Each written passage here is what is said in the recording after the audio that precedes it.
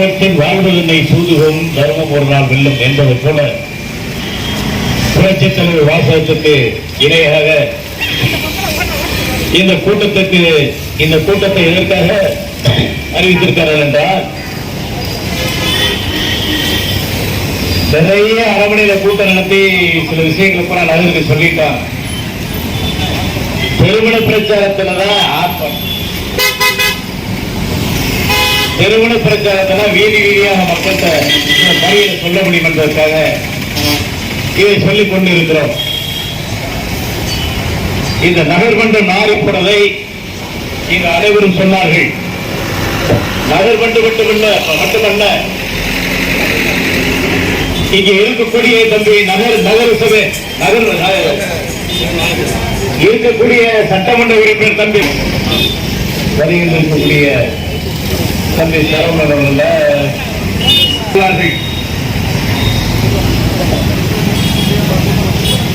இந்த நகராட்சி சீர்திருத்த இருக்கு என்பதை இங்கு சொல்லிக் கொண்டிருக்கிறோம்.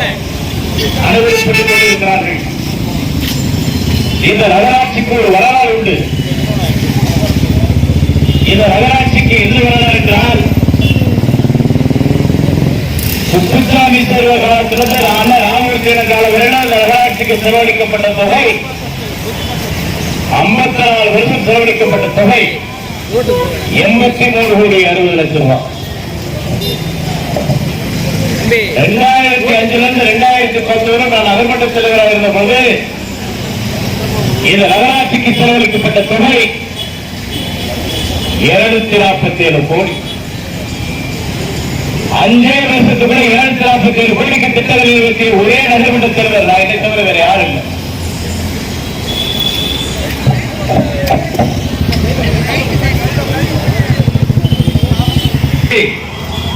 நான் சொல்லப்படி பெருமையோடு சொல்லக்கூடிய என் காலத்தில் தான் சாக்கடை ஆறுகளில் கூட்டுக்குடி திட்டம்,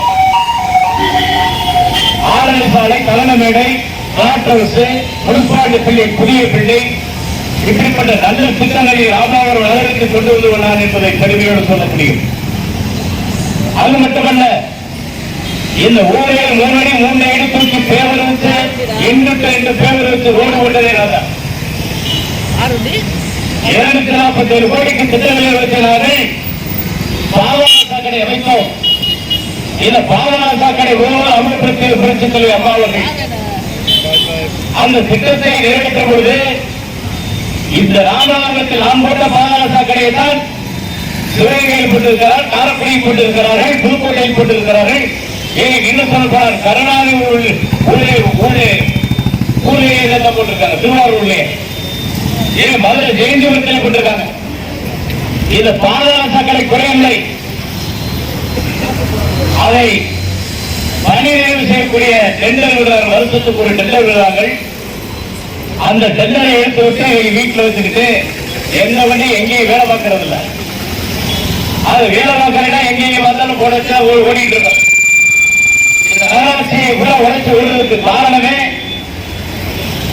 இப்ப முத்துராமலிங்கத்துக்கு வேண்டிய எடுத்திருக்காங்க நினைக்கிறேன். முத்துராமலிங்கம் சட்டமன்ற உறுப்பினர் முத்துராமலிங்கத்துக்கு வேண்டிய முதல் முத்துராமலிங்கம் முத்துராமலிங்கம் எடுத்திருக்காங்க. முத்துராமலிங்கம் தான் முதல்ல சேர்மன் எடுத்தான் போல.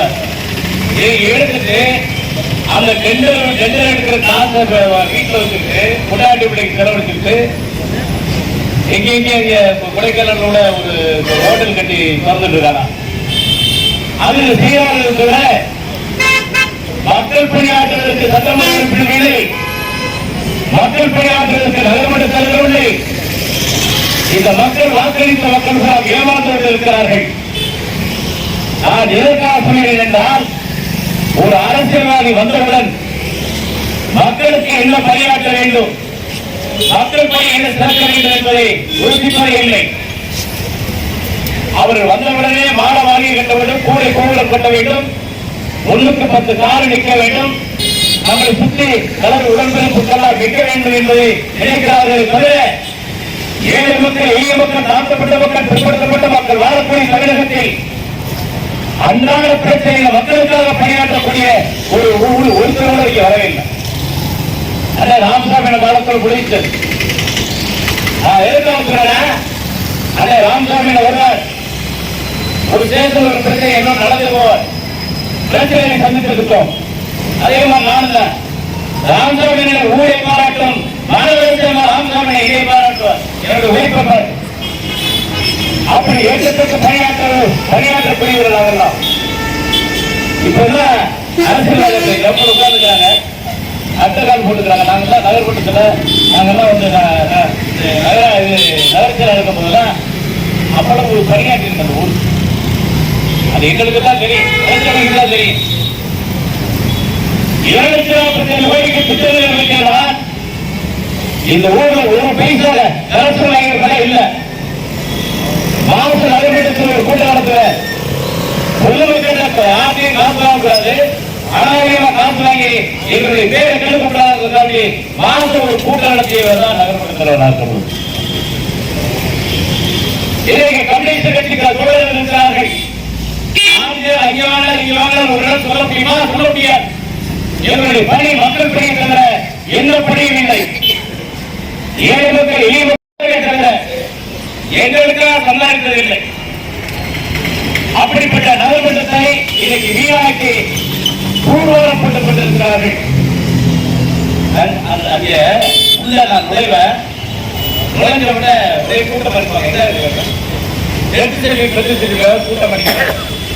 உடனே ஆணையாளரை கூப்பிட்டு வர சொல்லி கூட 2 அதிகாரிகளை போட்டு உடனே அந்த எல்லாத்துக்கும் வாங்கிடுங்க, பள்ளிகளை பார்த்தோம் சாதனை வாங்கிடுங்க. அவங்க ஏற்கனவே யாருக்கு கொடுக்காதீங்க. கொரியர்ல எட்டு சர்டிபிகேட் பரிசு சர்டிபிகேட்டை கொரியரில் அனுப்புவதை தமிழகத்தில் மட்டும்தான் கவர்மெண்ட் தலைவர் இருந்த பொழுது.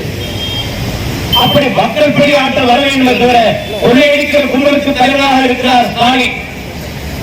கொள்ளையடிக்க கும்பலுக்கு தலைவர் இங்கே வேலை பார்த்துக் கொண்டிருக்கிறான் இந்த சட்டப்பேரவை உறுப்பினர் முத்துராமலிங்கம்.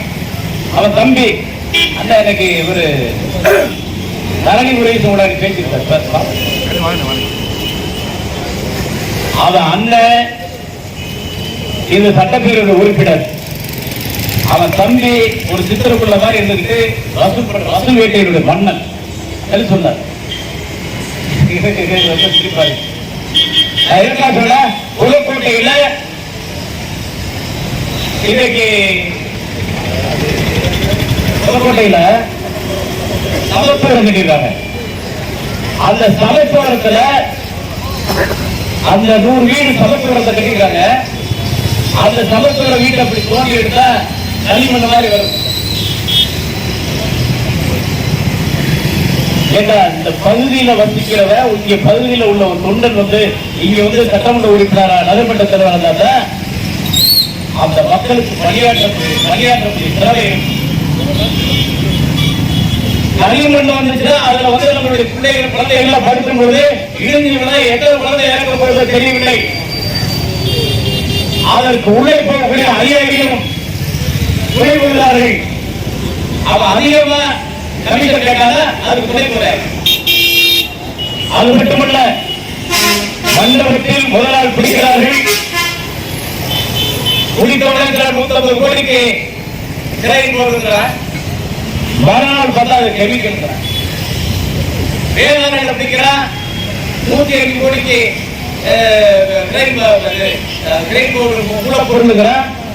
மறுபடியும் பார்த்தா அதை கெமிக்கல். ஒரு சட்டமன்ற உறுப்பினர் கடத்தல் பண்ற அளவுக்கு இங்க வந்தா இது நாடா, இது நகரமா, இது ஊரா, என்ன தெரியல. அதுக்கு இங்க வந்து சப்போர்ட் பண்றாங்க காவல்துறை. காவல்துறை மட்டும் இல்லை, மத்திய புலனாய்வுத்துறை வாட்சி பண்ணிட்டு இருக்காங்க. எல்லாரும் மாட்டிக்கிறாங்க. என்ன சட்டமன்ற உறுப்பினர், சட்டமன்ற உறுப்பினர் எவ்வளவு பேர் இருக்காங்க. சட்டமன்ற உறுப்பினர் மக்கள் பணியை ஒழுங்கு ஆட்ட வேண்டும், ஒழுங்கு வேலை நடக்க வேண்டும், ஒழுங்கு சாலை இருப்பதை ஆட்சி என்பதை மக்கள் உணர வேண்டும். பேரறிஞர் அண்ணா அவர்கள் சொல்லியிருக்கிறார்கள், என்ன செய்வதை விட இயக்கத்திற்கு நாமினேஷன் நோக்கத்தோடு ஒழிக்க கற்றுக் கொள்ள வேண்டும். அவன் இயக்கம் அதே போல பேரறிஞர் அண்ணா அவர்கள் கை வருகிறது அணி வர வேண்டும் தம்பி என்று பேரறிஞர் அண்ணா அவர்கள் சொல்லியிருக்கிறார்கள். ஒரு மனிதனுக்கு பதவி இருந்தால் நடக்க வேண்டியது காலத்தை தூக்கிவிட்டு இருக்க வேண்டும் வேண்டாம் என்பதை சொல்லி அந்த பதவி வரும்பொழுது வழி வர வேண்டும். அப்படி இல்லை என்றால் ஆலயத்தில் அறிந்து வருகிறார்கள் என்பதை இந்த கூட்டத்தின் வாயிலாக